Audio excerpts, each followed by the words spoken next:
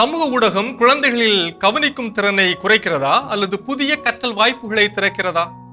சிறாரின் மனநிலை பாதிக்கப்படுகிறதா அல்லது சிறார்களுக்கு புதியவைகளுக்கான வாசலை சமூக ஊடகங்கள் திறக்கிறதா? அடிமைத்தனத்தை உருவாக்குகிறதா அல்லது திறமைகளை வெளிக்கொணர உதவுகிறதா? குழந்தைகளை சமூக ஊடகங்களிலிருந்து முழுமையாக தடுக்க வேண்டுமா அல்லது டிஜிட்டல் ஒழுக்கத்தை, ஊடக கல்வியை அவர்களுக்கு கற்பிக்க வேண்டுமா?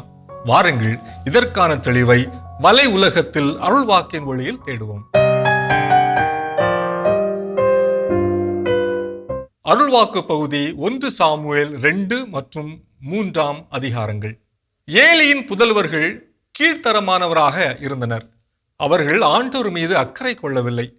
அந்த இளையோரின் பாவம் ஆண்டவரின் திருமுன் மிக பெரிதாகவே இருந்தது. ஏனெனில் அவர்கள் ஆண்டவருக்கு செலுத்தப்பட்ட படையல்களை துச்சமாக கருதினார்கள். ஆனால் சிறுவன் சாமுவேல் ஏலியின் மேற்பார்வையில் ஆண்டவருக்கு ஊழியம் செய்து வந்தான்.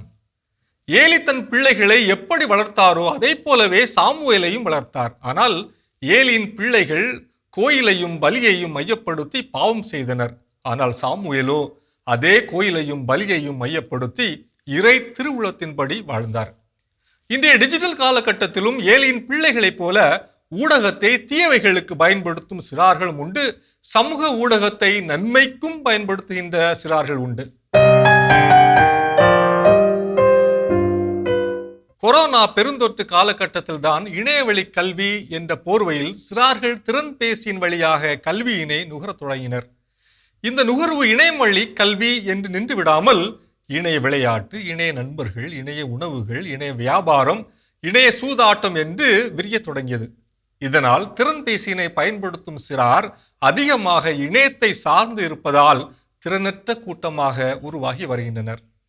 இப்பெரும் உண்மையை கூர்ந்து கவனித்த சில நாடுகள் சமூக ஊடகங்களை பயன்படுத்துவதில் சிறாருக்கு பல கட்டுப்பாடுகளை கொண்டு வந்துள்ளன. குறிப்பாக ஆஸ்திரேலியா சமீபத்தில் டிக்டாக், இன்ஸ்டாகிராம், யூடியூப், ஸ்னாப்சாட் போன்ற தளங்களை 16 வயதிற்குட்பட்டவர்கள் பயன்படுத்துவதற்கு தடை விதித்தது. அந்நாட்டின் தொடர்புத்துறை அமைச்சர் அன்னிகா வெல்ஸ் என்பவர் குறிப்பிடும்போது, சமூக ஊடகங்கள் சிறார்களை இயங்கு நிலை உத்திரிக்க ஸ்தலத்திற்கு இழுத்துச் செல்கிறது என்று குற்றம் சாட்டுகிறார். மேலும் சமூக ஊடகங்களை இயக்கும் நெறிப்பாட்டு முறை, அதாவது அல்காரிதம், சிறார்களில் நடத்தையில் போதையூட்டியாக இருந்து அவர்களின் முழு மனித வளர்ச்சியை பாதிக்கிறது என்கிறார். பல்வேறு சமூக ஊடக அறிஞர்கள் மற்றும் இணைய செயல்பாட்டாளர்கள் இதற்கு எதிர் விரையாற்றினாலும் சிறார்களின் பாதுகாப்பிற்காக ஒரு நாடு திட்டமிடுகிறது என்பதை நினைக்கும் போது மகிழ்ச்சியே. ஆயினும் நேர்த்தியாக சரியான காரணங்களுக்காக இணையத்தை அல்லது சமூக ஊடகங்களை பயன்படுத்தும் சிறார்களுக்கு இது பெரும் நெருக்கடியை கொண்டு வரக்கூடும். ஆஸ்திரேலியாவை போன்று இன்று பல நாடுகள் சமூக ஊடகங்களை சிறார் பயன்படுத்துவதற்கு எதிராக சட்ட திருத்தம் கொண்டு வந்திருக்கின்றன. Denmark, China, France, Britain, Malaysia, America, Spain, Germany போன்ற நாடுகளும் சில வழிகாட்டுதல்களையும் சட்டங்களையும் சிறார்களை இணைய ஆபத்துகளிலிருந்து பாதுகாக்க கொண்டு வந்திருக்கின்றன. குழந்தைகளை முற்றிலும் தடை செய்வது சில நேரங்களில் எதிர்மறையான விளைவுகளை ஏற்படுத்தக்கூடும். குறிப்பாக சமூக ஊடகங்களை தடை செய்தால் பெற்றோருக்கே தெரியாமல் போலி கணக்குகளை சிறார்கள் உருவாக்கி பயன்படுத்த வாய்ப்புள்ளது. இது அதிக ஆபத்தானது. எனவே 11 வயதினருக்கு தடையை விட கண்காணிப்பும் வழிகாட்டுதலுமே சிறந்தது. யாரையும் ஆன்லைனில் கிண்டல் செய்யக்கூடாது என்றும், யாராவது இவர்களை துன்புறுத்தினால் உடனடியாக பெற்றோரிடம் சொல்ல வேண்டும் என்றும் தைரியம் கொடுங்கள்.